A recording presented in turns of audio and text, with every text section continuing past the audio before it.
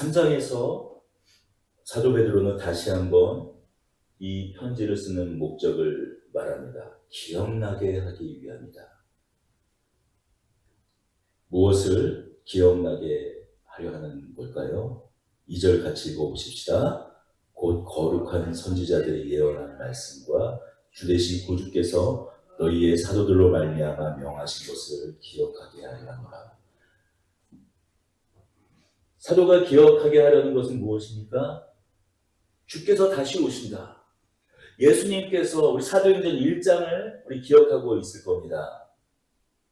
내가 천사들이 말하죠. 그가 오르신 모습 그대로, 주님께서 오르신 모습 그대로 다시 이 땅 가운데 오실 것이다. 주께서 강림하실 것이다. 그러니 그때까지 인내하며 견디며 하나님 나라를 소망하며 살라. 그의 나라, 그의 통치가 완전히 이 땅 가운데 이루어지는 날, 주님의 날이 언제이십니까? 라고 물었던 그들 앞에 예수님께서 뭐라고 말씀하십니까? 그날은 아버지께서 많이 하신다. 그러나 나는 반드시 여기에 다시 오신다. 주님께서 다시 오신다라고 말씀하세요. 주께서 다시 오시는 그날은 어떤 날입니까? 심판의 날이죠. 하나님 나라가 이 땅 가운데 완전히 이루어지는 날입니다. 새하늘과 새 땅이 이루어지는 날입니다. 모든 고통, 슬픔, 애곡, 탄식, 비명, 신음, 악한 자들의 강포, 억눌린 자들이 그 모든 신음과 억울함이 그 탄식 소리가 그치고 우리가 그렇게도 소망하던 하나님 나라, 바라고 꿈꾸던 하나님 나라, 그날이 이 땅 가운데 완전히 이루어지는 그날입니다. 그런데 바로 그날을 외면하는 사람들이 있습니다. 어떤 사람들입니까? 바로 거짓 교사들이죠.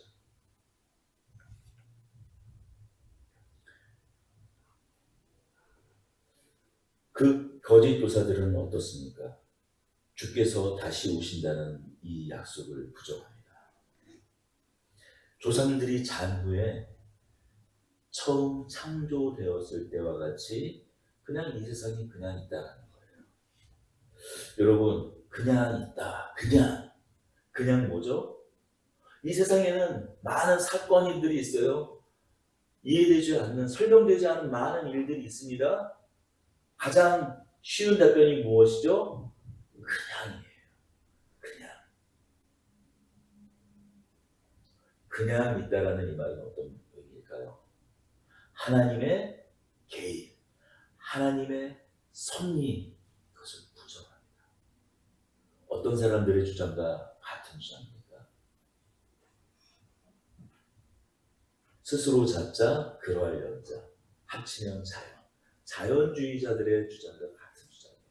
저들이 비록 그 거짓 교사들이 창조를 설사 인정한다 할지라도 그들의 주장은 자연주의자들의 주장과 하등 다를 바가 없습니다. 자연주의자들의 주장은 무엇입니까? 자연을 아끼고 사랑하자, 그것이 자연주의자, 자연미 그런 뜻이에요?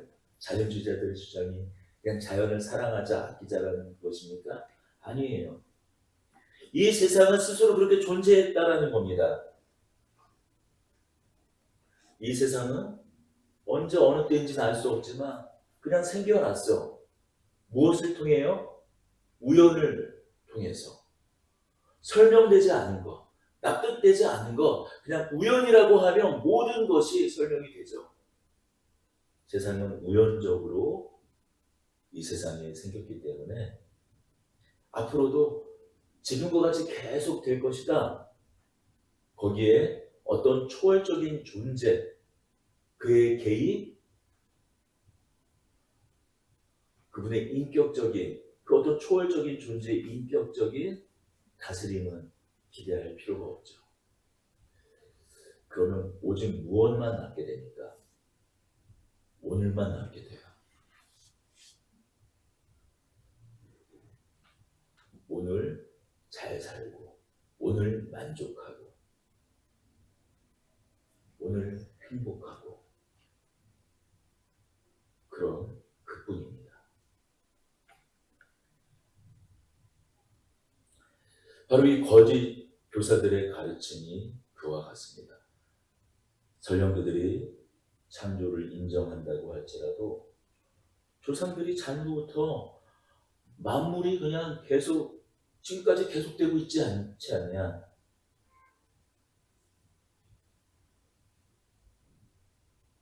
이들을 어떻게 평가할 수 있을까요? 이들의 주장을 어떻게 평가할 수 있을까요? 이들은 결국 자연주의자들과 다를 바가 하등 없습니다. 결국 이들은 실천적 무신론자예요.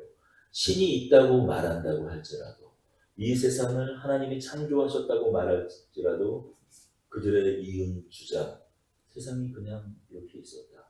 지금까지 이렇게 그냥 저냥 흘러갔던 것처럼 앞으로도 어떤 멸망도 하나님의 심판도 없을 것이라고 말하는 이들의 주장은 자연주의자들과 다를 바가 없어요.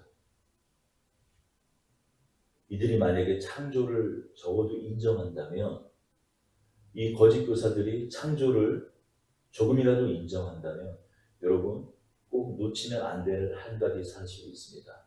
그것은 창조야말로 가장 인격적인 행위입니다. 우리 따라서 해봅시다.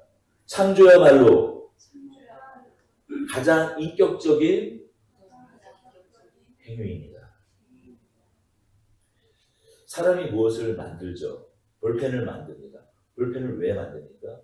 기록을 위해서 만들지 않습니다. 자동차는 왜 만듭니까? 이동을 목적으로 만듭니다. 사람이 아주 간단한 무엇인가를 창조한다 할지라도 거기에 그것을 만든 이유와 목적이 있습니다. 그리고 만들었기에 가지는 애정이 있죠. 제가 밤에는 대리를 하고 낮에는 탁송을 하잖아요. 탁송을 하는 건 사람을 안 태우고 그 차를 옮겨놓는 걸 말해요. 많은 경우에 탁송은 이제 그 중고차 매매상에게 팔 때 또 탁송을 많이 합니다.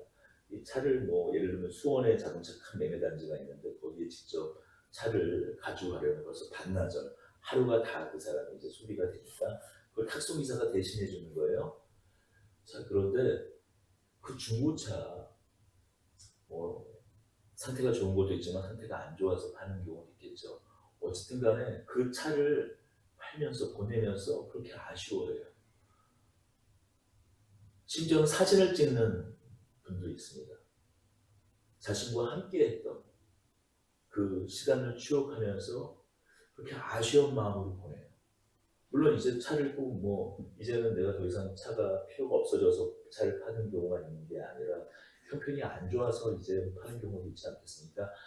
그렇습니다. 하다못해 이 차, 미물에 불과한 이 차와도 뭐 자기가 만든 거는 아니지만 자기가 어쨌든 간에 함께한 시간과 추억들이 있기 때문에 그 미물 같은 자동차 하나를 보냈는데도 그렇게 아쉬워합니다.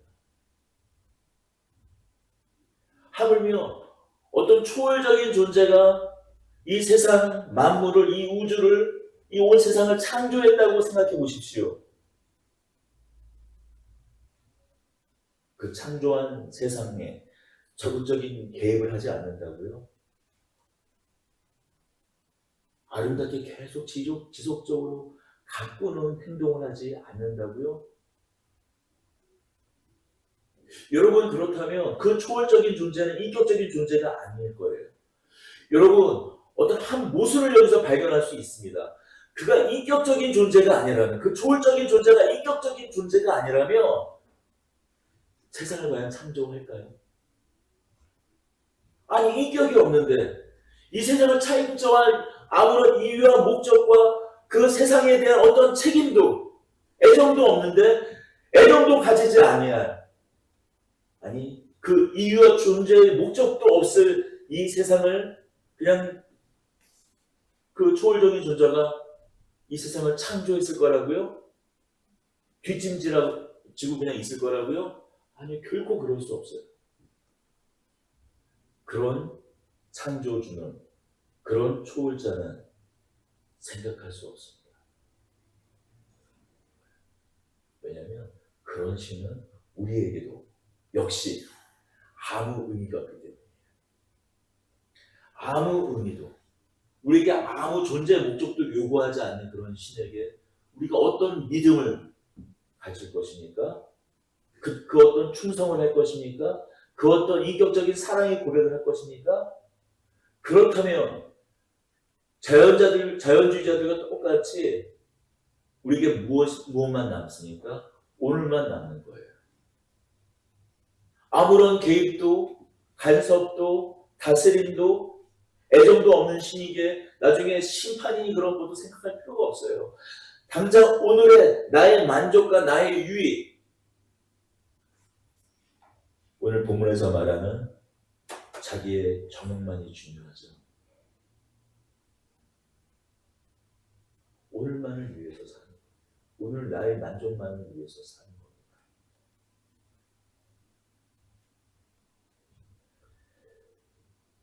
바로 그것이 실천적인 무신론자입니다.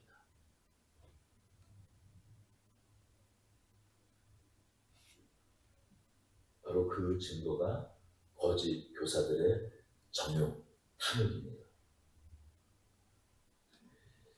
여러분, 종말과 심판이 있다는 것이 하나님의 심판, 하나님께서 하시는 그 종말의 날 그 심판이 있다는 것이야말로 자기 정욕대로 사는 사람들에게 얼마나 거북스럽고 듣기 불편한 말이겠습니까? 그렇지 않습니까? 심지어 이들은 뭔가 찜찜하기도 하는 것 같아요. 그런데 뭐라고 말합니까? 5절 읽어볼까요? 이는 하늘이 옛적부터 있는 것과 같이 물에서 나와 물로 성립되는 것도 하나님의 말씀된 것을 그들이 일부러 잊으려 함이로다. 심판이 있다라는 사실을 어렴풋이 가끔씩 마음에 찔려 생각나기도 하는 것 같지만 어떻게 한다고요? 일부러 잊는다고 말씀합니다.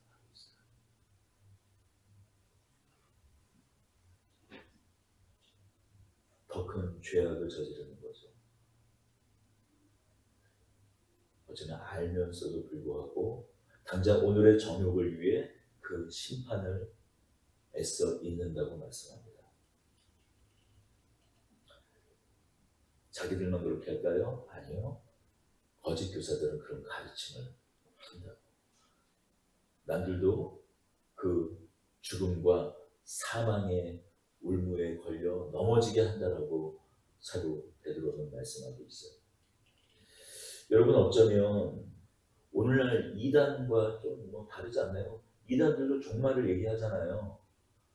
이단들이야말로 무엇을 얘기합니까? 종말을 얘기하잖아요. 14,000명이 채워지면 심판이 올 것이다. 마지막 종말이 올 것이다. 자, 빨리 우리에게 와서 구원을 받아서 이 14,400명 이 인친자가 되라. 그렇게 말하면서 겁을 주고 가스라이팅을 하고 해서 사람들을 미혹시키잖아요. 대부분의 이 이단들이 종말론 이단 아니니까 가장 중요한 것이 다른 이단의 여러 요소들이 있지만 종말론 이단 아닙니까? 종말을 자기 자신들의 그 입맛대로 해석하고 공포감을 심어주지 않습니까? 통일교 어떻습니까? 신천지는 어떻습니까? 안상 증인의 그 유명한 또 JMS는 어떻습니까? 다 종말론 이단들이에요. 그러나 그들이 종말에 대해서 어떤 말을 하든지 간에 전혀 그들의 주장에 가치를 둘 필요가 없는 이유가 무엇입니까? 바로 그들의 교주들이 증명하는 거예요. 자신들이 말하는 그들의 종말을 적어도 그들이 믿는다면, 그들의 주장을 믿는다면 이 땅에서 그러한 음란한 행위를 할 수 없는 것이죠. 통일교 어떻습니까? 통일교 그 문선명이 죽은 이후에 그 통일교가 여러 계파로 찢어졌거든요. 그의 부인 한학자라는 그 뭐 신문에서는 한학자 여사라고 나오는데 그의 부인이 한학자라는 사람이에요.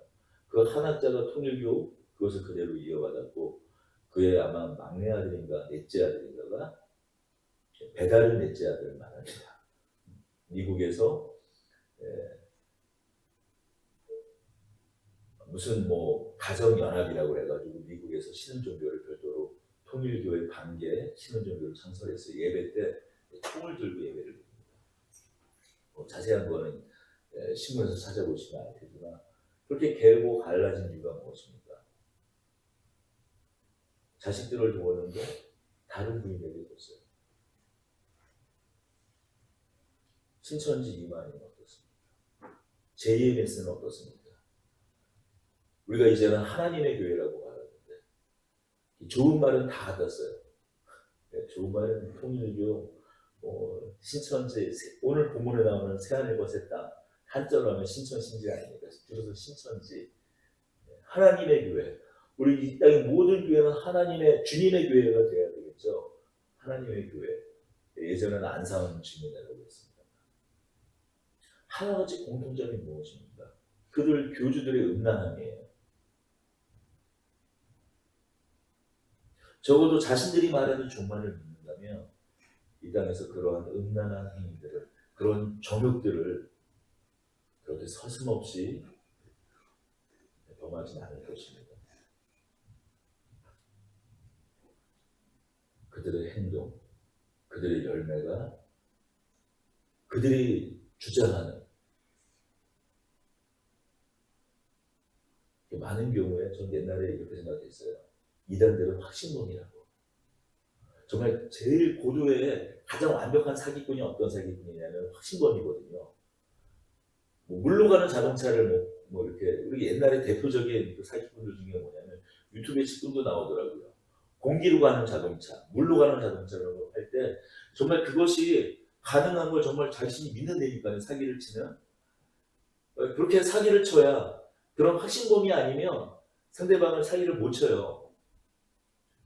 그래서 저는 이단들도 적어도 자신들이 주장하는 것은 정말 그 교주들은 정말 믿겠거니 했어요. 근데 가만히 보면 그들도 그들의 주장을 믿는 것 같지 않아요.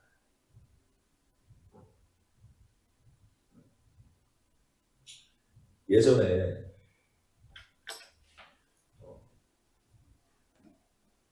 그 다민sun 교회를 창설해가지고 시아부 종말로 1992년인가요?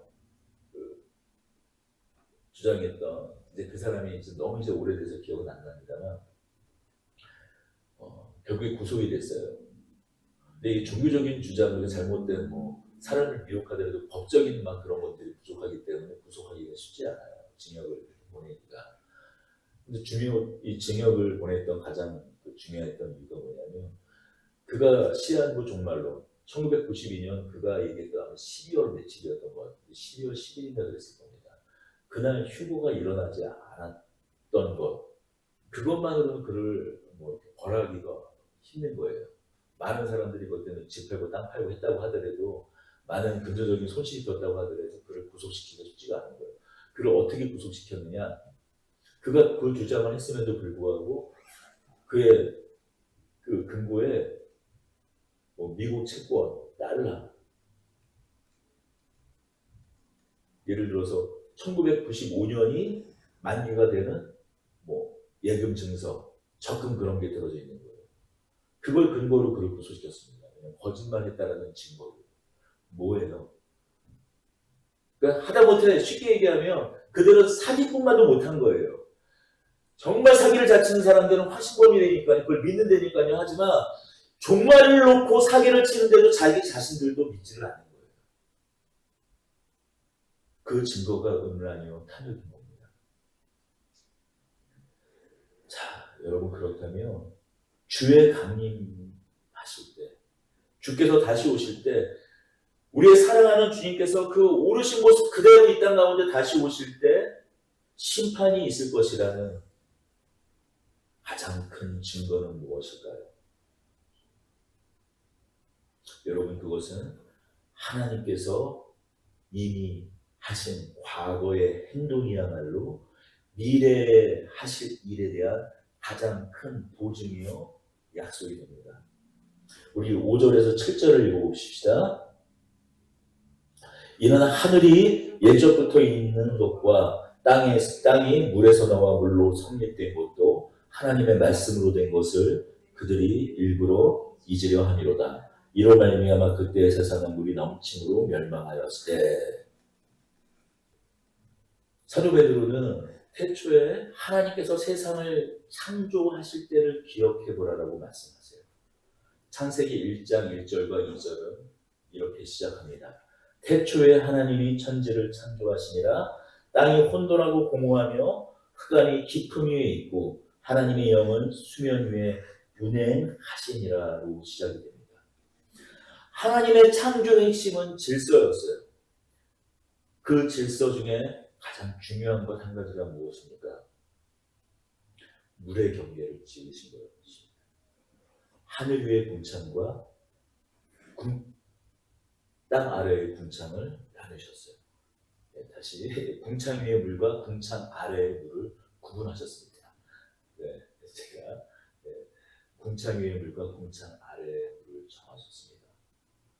발음을 잘해야 됩니다. 물과 뭇의 경계를 지으셨어요. 당연히 질서를 정하셨죠. 그런데 이 모든 경계를 흩어버리신 때가 있었습니다. 언제였죠? 노아의 때였어요. 궁창 위의 물과 궁창 아래의 물의 경계를 하나님께서 흩어버리셨습니다.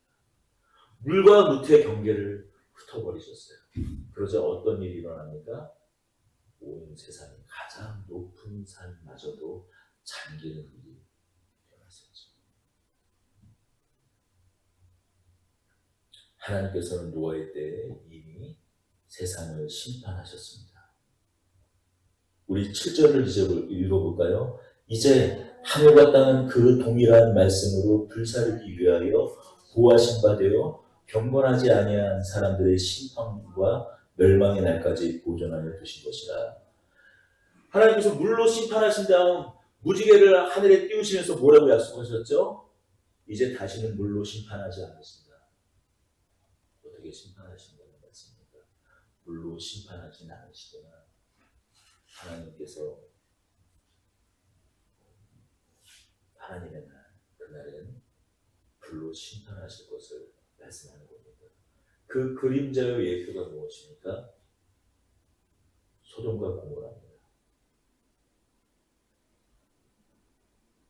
소돔과 고모라를 불로 심판하시며 최후의 심판의 날, 심판의 모습을 우리에게 미리 경고해 주고 있는 것입니다.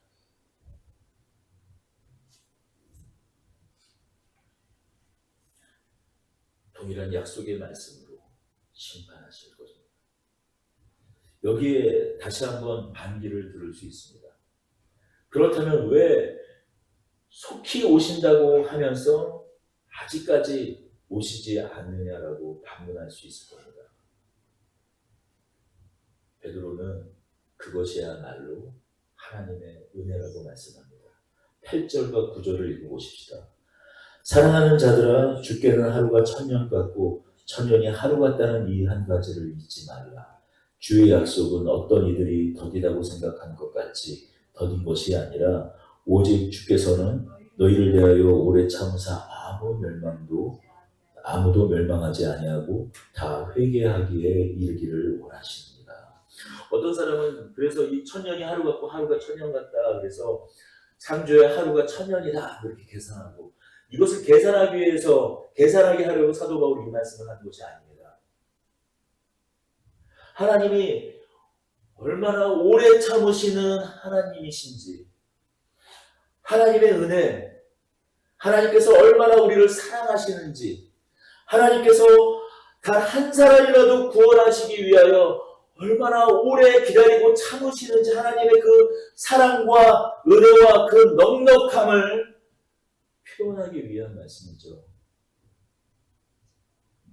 단 한 사람이라도 회개하여 구원받기를 원하시는 하나님의 은혜를 감사해 하지 않고 거짓 교사들은 말합니다.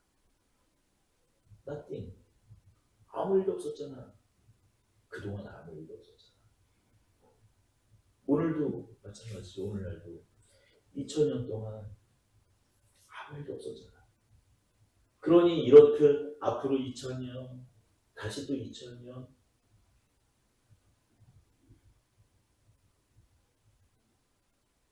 까마득한 날까지 우리는 이렇게 살 거야 라고 말합니다. 아니에요. 주님께서 하나님의 보좌 우편에 가신지 우리 인간의 시간들, 우리 역사로는 2000년이 훌쩍 지나가고 말았지만 그토록 오래 하나님께서 하나님의 약속의 이 말씀을, 그 약속의 성취를 주저하고 계시는 이유는 우리를 위함입니다. 단 한 사람이라도 그 십자가의 그늘 아래, 그 아들의 그늘 아래 단 한 사람이라도 더 돌아와 구원을 얻기 위함입니다. 구원을 얻게 하기 위함.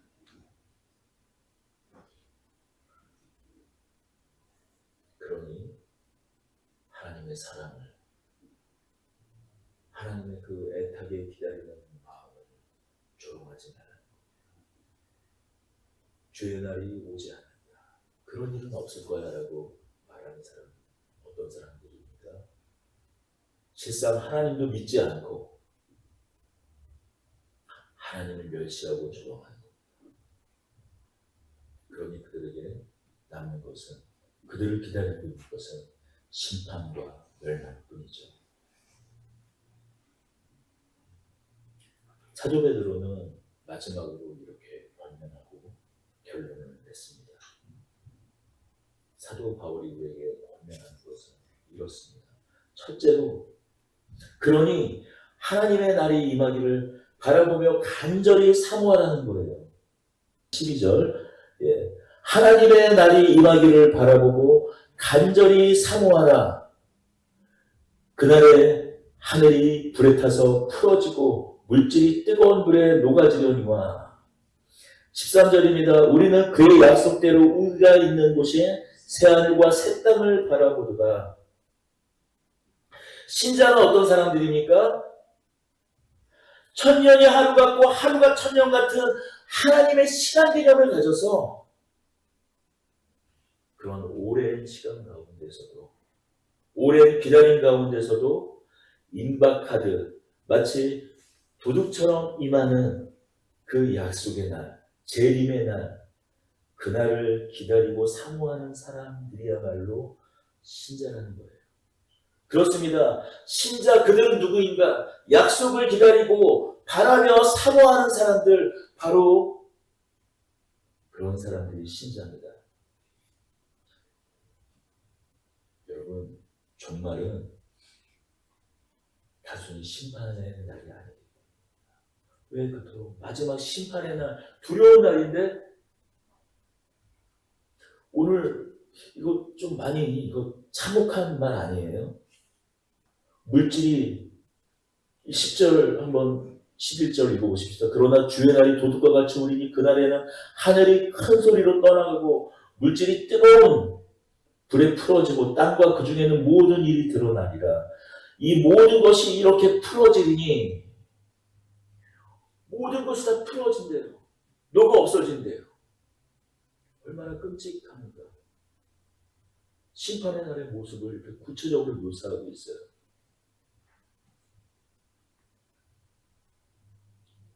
그러나 여러분, 그날이 다만 이렇게 심판의 두려움이, 공포에 우리가 떨어야만 할 날일까요? 아니에요. 13절 읽어보십시오. 우리는 그의 약속대로 의가 있는 곳이 새하늘과 새 땅을 바라보다. 하나님을 사모하는 자, 그 약속의 말씀을 사모하여 하나님의 영혼 속에서 오늘 하루하루를 견디는 사람들, 그 사람들에게는 그날이 다만 하늘과 땅이 불에 풀어지는 날, 그날일 뿐만 아니라 새하늘과 새 땅이 이루어지는 날이기 때문에 하늘의 뜻이 땅이 완전히 이루어지는 날이기에 우리는 소망할 수밖에 없습니다. 모든 슬픔, 아픔, 애고, 병드는 것, 여러분, 우리 또 이제 그 지난주 토요일에 참담함을 맞닥뜨릴 수밖에 없었죠. 그동안 대한민국 역사상 구속을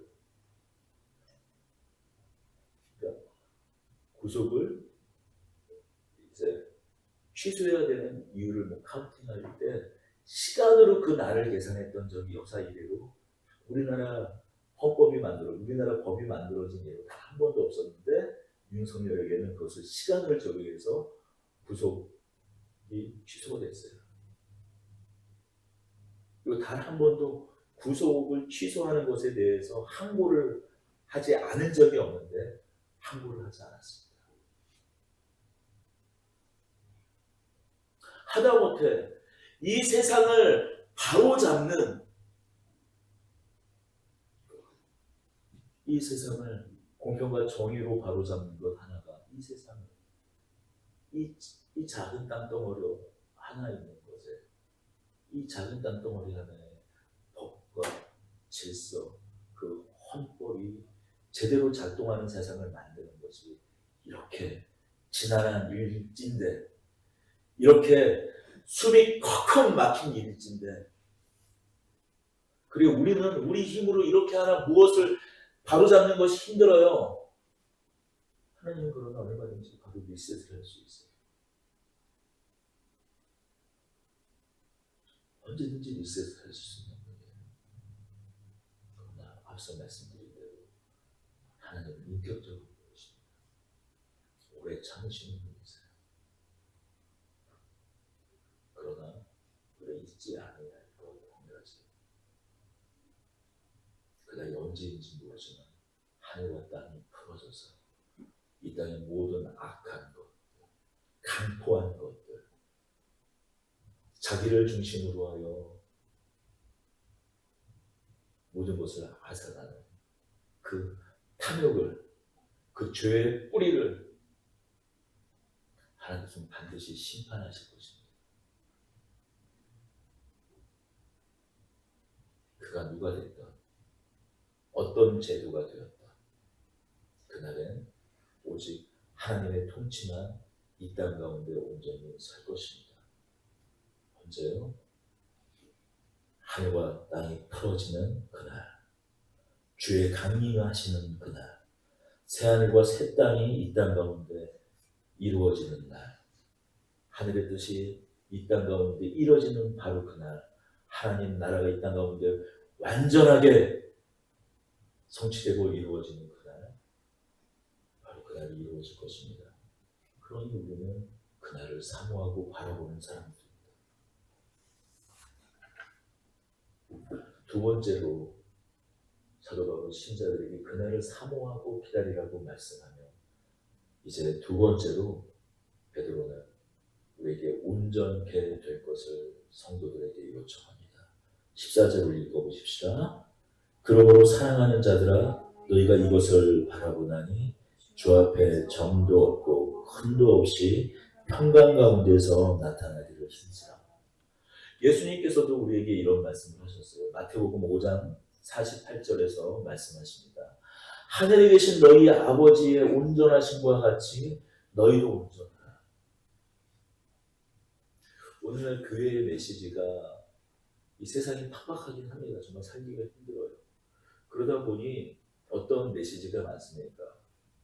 위로의 메시지입니다. 위로의 메시지가 필요하죠. 우리 당장 그동안 살았던 일주일을 돌아보면 얼마나 지치고 힘든 시간들이었습니까? 성도들에게 위로해야 할 것입니다. 또 우리가 일주일 동안 넘어지고 쓰러졌잖아요. 율법적으로 뭐 그렇게 안 돼. 여러분들 또 일주일 동안 그렇게 얼마나 많은 죄를 졌습니까? 그렇게 꼬집는 설교만을 메시지만을 전할 수는 없죠.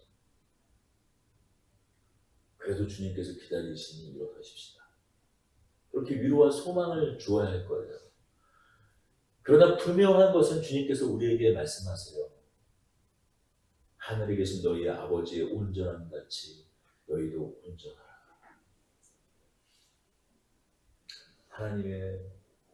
하나님께서 우리를 향한 하나님의 뜻은 무엇이라고요? 온전하라는 것입니다. 우리 베드로후서 1장을 기억하십니까? 베드로후서 1장은 구원을 이렇게 설명합니다. 신성한 성품에, 우리 따라 해봅시다. 신성한 성품에 참여하는 것. 바울 사도의 표현으로 말하면 그리스도의 장성한 분량에까지 이르는 것입니다. 우리는 자꾸 우리의 연약함을 탓해요.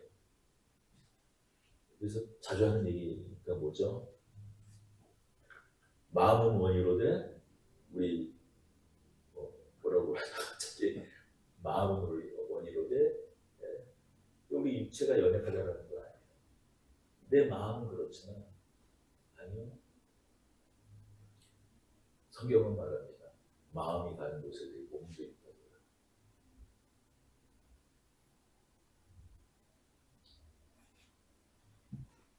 그래 우리는 넘어질 수 있는 존재입니다.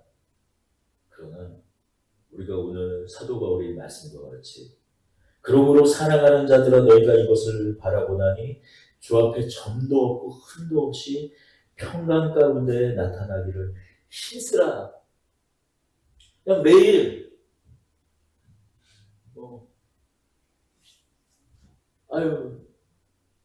우리가 그냥 이 땅에 사는 동안 어쩔 수 없는 거 아니에요 라고 항상 현실을 탓하고 우리의 연약함만을 탓해서는 결코 온전한 가운데 이를 수 없습니다. 애써 힘써야 합니다. 경건을 연습해야 돼요. 말씀을 읽어야 합니다. 말씀에 비추어 나의 삶을 돌아봐야 합니다. 오늘 나의 실수를 회개하며 가슴을 쳤거든 내일은 다시 그렇지 않도록 애쓰고 힘써야 합니다. 그것이 손해가 될지라도 우리는 이겨내야 합니다. 그렇습니다. 그냥 어떻게 되겠지 하면 결코 이 온전케 되는 것은 이루어질 수 없는 일이에요.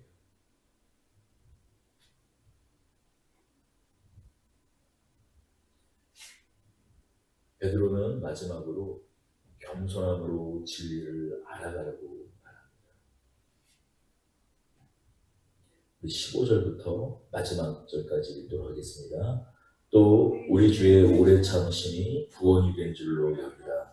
우리가 사랑하는 형제 바울도 그 받은 지혜대로 너희에게 이같이 썼고 또 그 모든 편지에도 이런 일에 대하여 말하였으되 그 중에 알기 어려운 것이 더러 있으니 무식한 자들과 굳세지 못한 자들이 다른 성령과 같이 그것도 억지로 풀다가 스스로 멸망에 이르리라.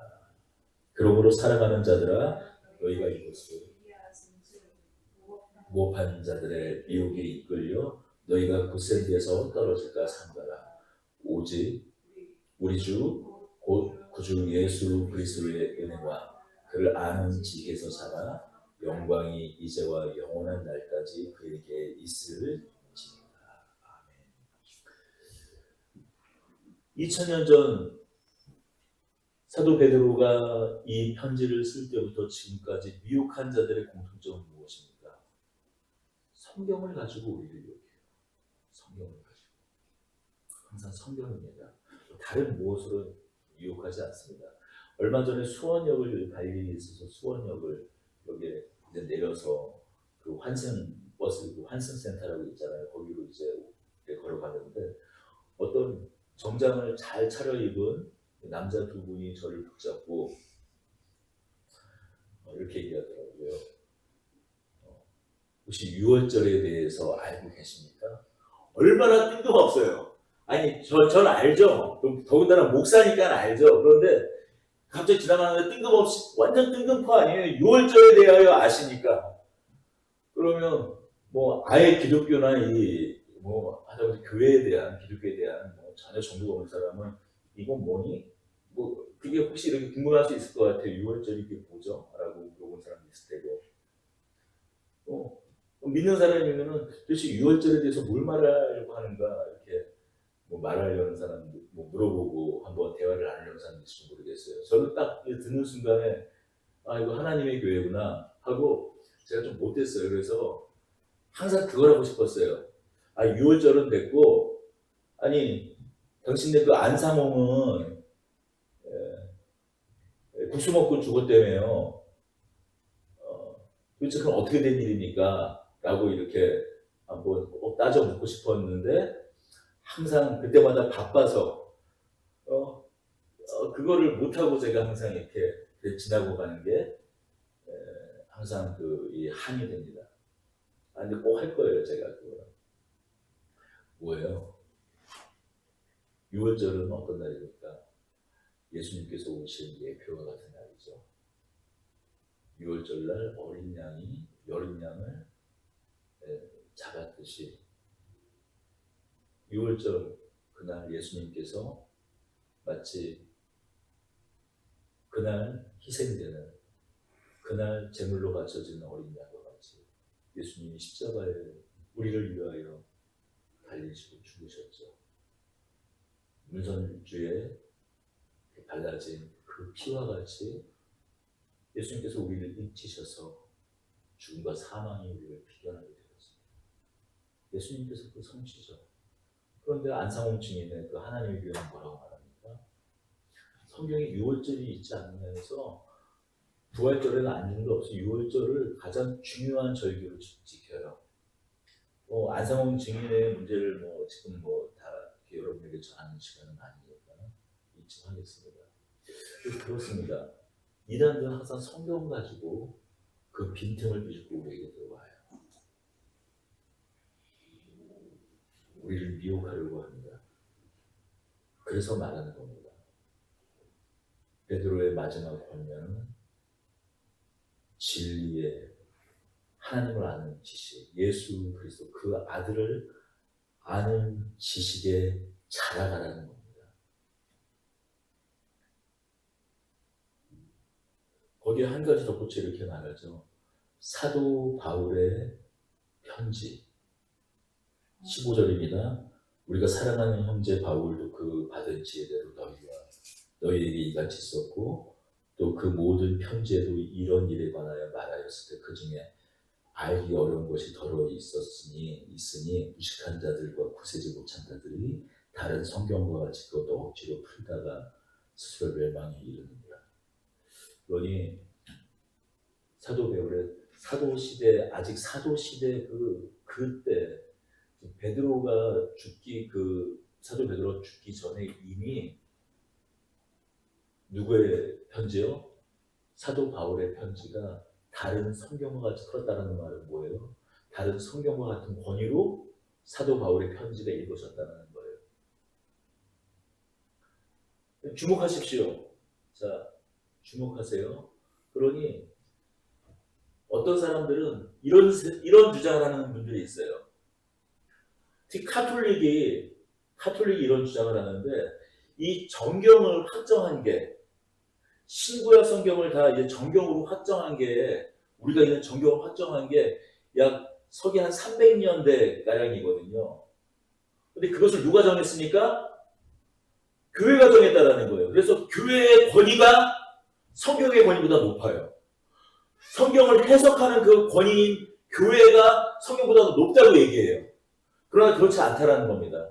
이미 초대교회 때부터 사도시대 때부터 사도들의 말, 사도들의 글, 그것을 모은 이 편지, 이 베드로 후서와 같은 이 편지도 이미 성경과 같은 권위를 지니고 있었음을 교회의 권위보다 더 비교할 수 없는 하나님의 진리의 말씀으로 우리에게 권위로 주어졌음을 기억하시기 바랍니다. 바로 이 말씀, 앞서 구약의 선지자와 그 시편과 선지자들의 말과 더불어 이 사도들이 우리에게 성령에 따라, 성령의 감동에 따라 하신 이 말씀을 우리가 미혹하는 자들, 그 이단 거짓 교사들의 말에 휘둘려 우리 믿음이 잃지 않도록 오직 우리 주 곧 그리스도 예수 그 은혜와 그를 아는 지식에 자라가라. 매일매일 하나님을 아는 지식, 예수님의 지식, 우리 구주의 그 은혜를 아는 지식에 매일매일 자라갈 수 있도록 힘써야 할 것입니다.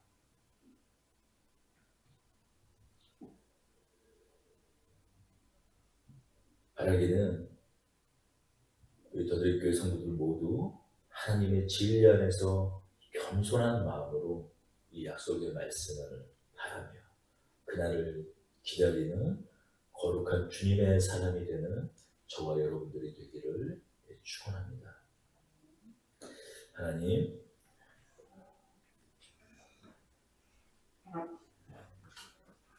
갈수록 우리 믿음을 지켜가기가 참으로 힘든 것 같습니다. 카톡에 거짓된 말씀들이 넘쳐납니다.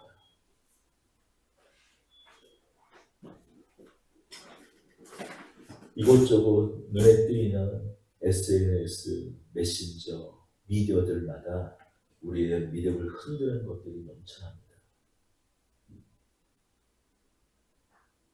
마치 참된 교사이냐, 참된 목회자이냐 선동하는 사람들이 넘쳐납니다.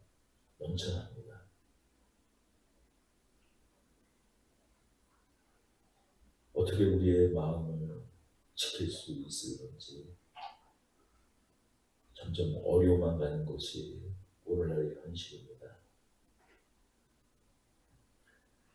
바라기는 우리에게 진리를 분별할 수 있는 모든 것을 생각나고 기억하게 하시는 그 성령으로 우리를 인쳐주셔서 바른 진리 가운데 영원한 하나님 나라를 소망하는 참된 지식이 우리 안에 풍성케 하도록 주님 은혜 베풀어 주시고 우리를 지켜주시옵소서.